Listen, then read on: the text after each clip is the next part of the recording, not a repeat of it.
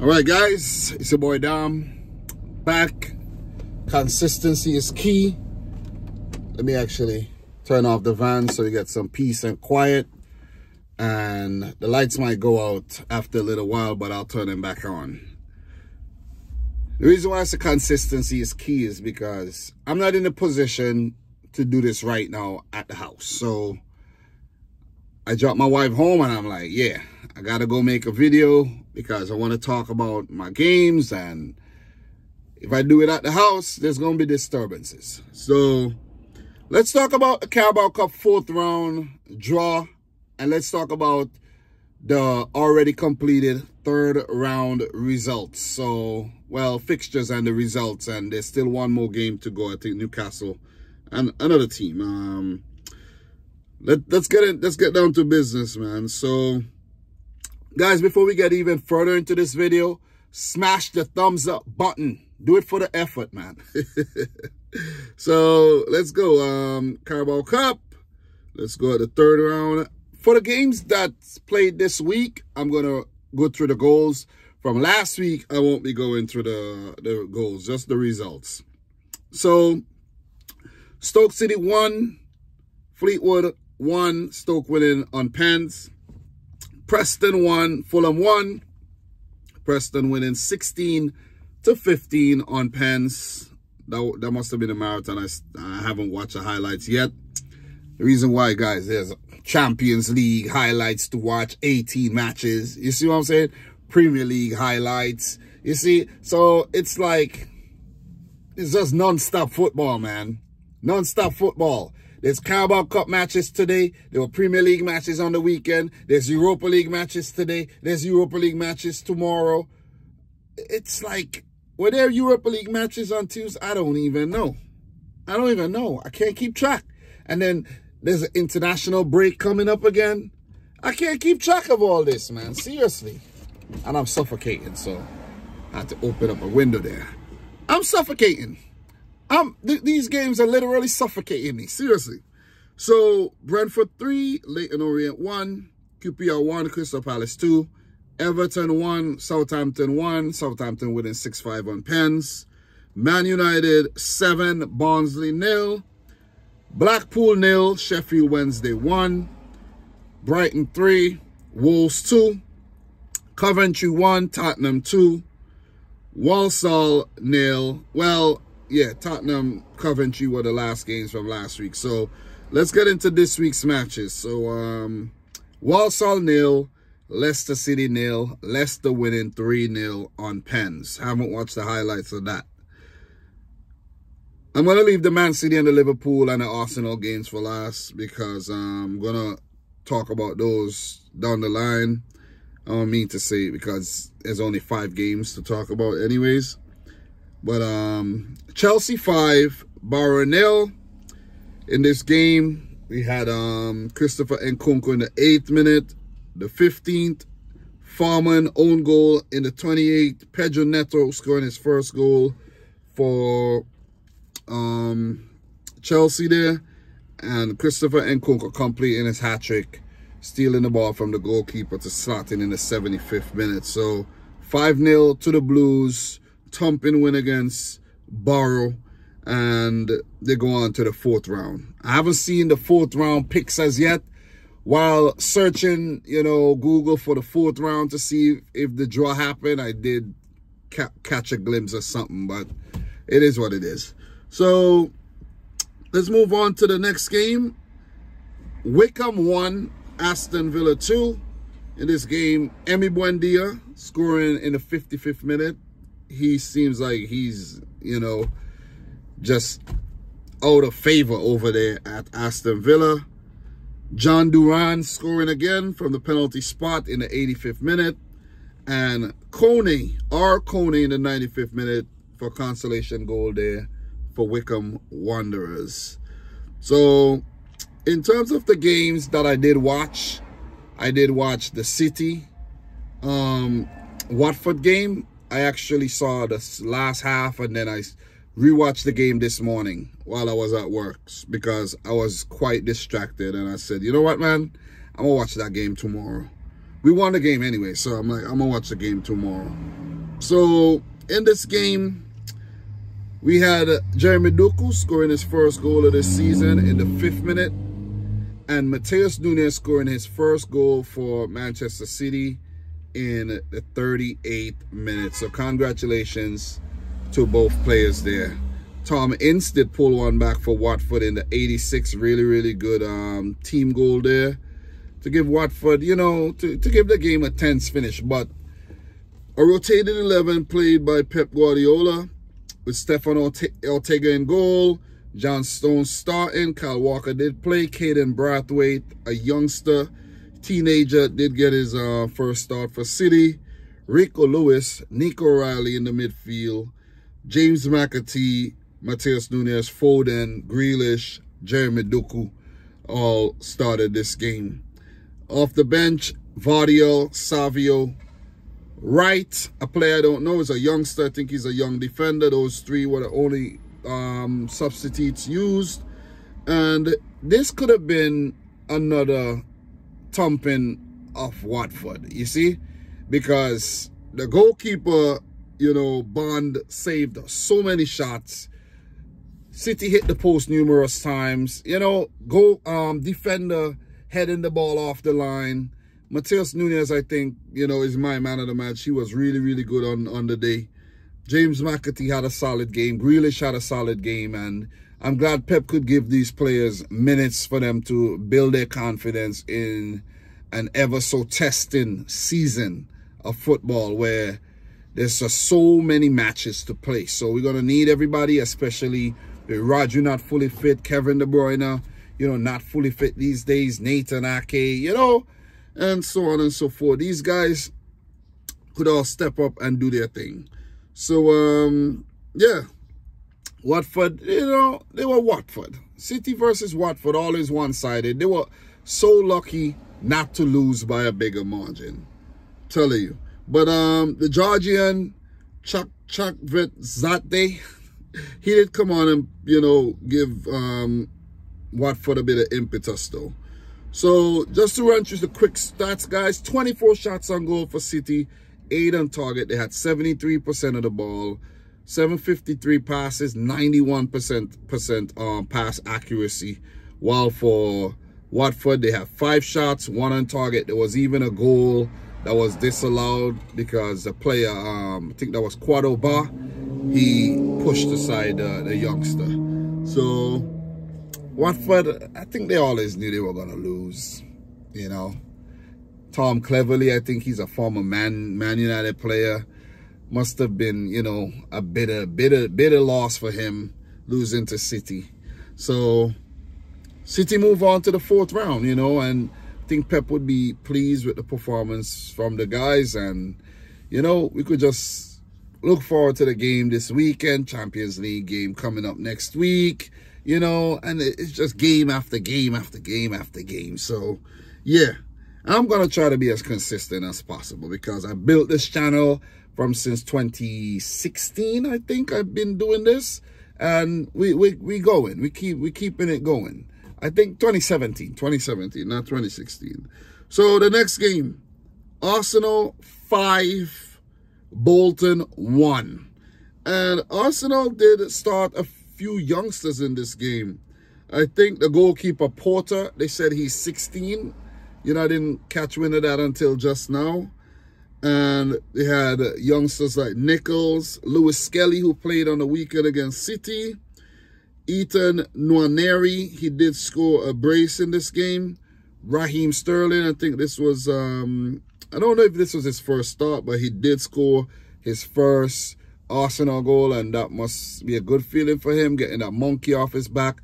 And even though I really dislike Raheem Sterling, both him and Gabriel Jesus these days, and not because they left Man City, just these players are just annoying. While they were at City, they were annoying, and now that they've left, they've become even more annoying, especially Gabriel Jesus. What kind of hairstyle is that? Those braids are like too far apart, Gabriel. Like, you look like one of those NPCs, NPC players, you know, those generic players from the freaking FIFA games. Like, come on, man. Fix your hair, Gabriel Jesus. But he did come on and, you know, he did have a solid game. He played the full 90. But let's just say Bolton tried. They had a few moments, penalty shouts weren't given, and they scored a good goal. But all in all, it was always going to be a one-sided game here, and Arsenal, you know, showing their bench strength, you know, giving us a glimpse of, you know, their future if they do give these youngsters a chance. Because, you know, a lot of youngsters come through Arsenal and they know they're not there. It's just guys like, you know, think about Saka. You know, he's one of the guys that's come through the system and he's still there. And who else? Who else? I'm just looking down the list. There's nobody else there, really. Smith Rowe, one of those guys, you know, Nelson, Reece Nelson, Eddie Nketiah. These guys are all, you know, gone. You know, guys like Iwobi and, you know, so I don't know if these guys are the future of Arsenal or they just making up numbers in the cup matches. It's left to be seen. But Arsenal run to a 5-1 victory. Declan Rice, good goal in the 16th minute. Eto'o Nwaneri in the 37th and 49th. Bolton did pull one back, make it 3-1. And, you know, they showed a bit of impetus there. They needed a second one to make a game of it. But Arsenal just continued scoring in the 64th to Raheem Sterling and 77th through Kai Havertz, who came off the bench. They could have scored more, but it ended in a 5-1 victory there. So, well played Arsenal. You know, this could have been a banana peel for them. Could have been out of the competition. So we're going to keep it moving. Before we talk about the last game, the Liverpool-West Ham game. All Premier League affair there. And, you know, level playing field for the most part since they're both Premier League teams and Liverpool rotated heavily. West Ham played a fairly strong team, even though they rotated as well. You know, yeah, but Newcastle do play AFC Wimbledon next Tuesday, October 1st. Don't know why they couldn't accommodate the fixture this week, but, you know, there's probably something to do with, you know, something political. I don't know. You know, I really don't know. But let's talk about this one, man. You know, I don't mean to be too long-winded, but let's talk about this one. I was watching this one on the Arsenal game simultaneously. So, Jarrell Quansah own goal in the 21st minute where Liverpool started well. West Ham, they did, you know, create a chance there and they scored a scrappy goal via a Quansah own goal. I think that was even, at one point, I think that was even the Japanese, what's his name again? Damn, I forgot his name. But I think at one point, that was a Japanese Endo who smashed the ball into Quansah, if I'm not mistaken. But it's insignificant, really insignificant. In this game, just let me run through the lineup. Kelleher in goal as Alisson is injured. But I'm gonna say this. I think Kelleher could be Liverpool's #1. He is good enough. He's been at the club long enough, and he's shown that he's capable of being their #1. It's probably very difficult and hard being Kevin Kelleher, seriously. Because if you're that good, you're still at Liverpool, pretty sure he could be the #1 goalkeeper at a, you know, maybe a lesser Premier League club or even a championship club. And, you know, who knows, you know what I'm saying? Or even abroad. But he's still young, and goalkeepers, they have a very, very, very long shelf life anyways. Most of them. Conor Bradley, Quansah, Gomez, Tsimikas, Marshall the backline, while Endo and Jones played in the midfield. Federico Chiesa started his first game for Liverpool. He had some moments. Diego Jota, who scored twice in the game. Gakpo, who scored twice in the game, were bright on the day. And Darwin Núñez, quite industrious as usual. You know, did not score, but quite industrious. So, former Liverpool man Danny Ings started for West Ham. Crescencio Somerville, formerly of Leeds United. Carlos Soler and Jared Bowen Marshall the front line, while Shusek and Alvarez, who did receive a second yellow, got sent off in the midfield. Cresswell, Kilman, who had a really good chance to score and make a game of it, really. Couldn't sort his feet out. Todibo and Kufal with Fabianski in goal, who who looked really, you know, like he was, you know, he was like feeling in the dark for that Salah shot, I must say. So off the bench for Liverpool, McAllister, Salah, Robertson, and Tyler Martin. Well, for West Ham, Irving, a player I'm not too familiar with, but they brought him in from, I think, like some club in Austria, something, you know. Kudos, Lucas Paqueta, Mikel Antonio came off the bench. So yeah, let me start this up. Let me start this bad boy up so we could get some, you know, could get some light in the meantime. But I have to say that McAllister and Salah came off the bench and really added impetus to Liverpool's team, you know, to just drive home that win. So in terms of the goals, Kwanzaa own goal 21st minute, Jota in the 25th and 49th, Mo Salah in the 79th, and deservedly Cody Gakpo in extra time 90th and 93rd minute to give Liverpool a convincing 5-1 victory, a come-from-behind victory. I think it's the repeat result from last season's Carabao Cup quarterfinal as well. So, listen, man, listen.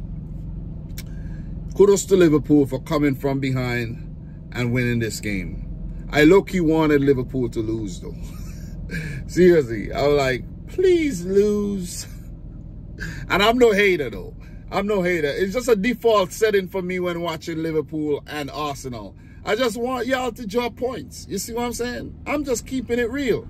And I'm pretty sure it's the same for you Liverpool fans or Arsenal fans, Chelsea fans. When City are playing, City's playing, you guys want City to drop points. All 3 points, as a matter of fact.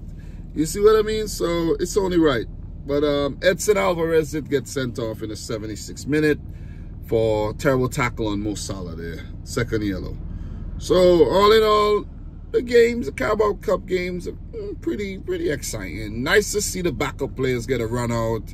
You know, they're trying to show and prove to their managers that they deserve some minutes from the start this weekend. So in terms of the 4th round draw, let's take a look at the 4th round draw. And let me see, 4th round draw. Let's go. All right. Let me clear that. EFL Cup draw. All right. So let's take a look at the draw. Let me check the BBC Sport website and we're going to go down. Carabao Cup 4th round draw ties all as follows. Brentford will take on Sheffield Wednesday. Stoke will take on Southampton. Tottenham versus Manchester City. That's going to be an away game for City.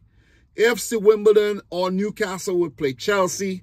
I'm hoping that it's, you know, Newcastle versus Chelsea. I don't want it to be a walkover for Chelsea at all. But it would be nice to see some of these underdogs, you know, go through to the next round. Manchester United will play Leicester City. Brighton versus Liverpool. That's going to be a good one.